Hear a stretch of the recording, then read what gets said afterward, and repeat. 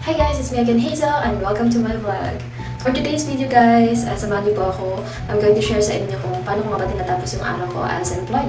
Fieldwork pala ako ngayon guys, and ang area ko ay sa Manila, specifically in Blumentritt area. And ayun guys, I'm going to share sa inyo yung mga clips lang. Actually, seconds lang to.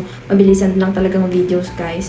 Seconds lang yung clips na pinag-compile ko lang because I just want to share sa inyo how I ended my day. So ayun guys, if you're going to ask me kung hindi siguro siya busy kasi nakakapag-video pa guys. Actually guys, kung alam nyo lang, busy talaga. Pero ayun, sinisikap ko pa rin mag-take ng video kahit seconds lang. Tapos compile ko na lang para lang meron akong ma-vlog.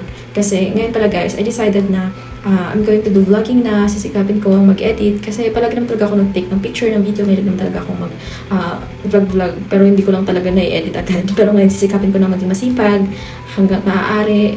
And kung kaya naman ng powers. So, ayun, I hope na i-support niyo ako guys. And ayun nga pala guys, back to the video. Ayun, after ko sa work, so on my way home, taray, dumaan pala ako sa market para bumili ng dog food, pagkain niya ako mga alaga. And then bumili rin ako ng saging. And ayun, kalahating kilo nga lang binili ko guys, kasi ako lang din naman nakakain. Then after nun, on my way home ulit.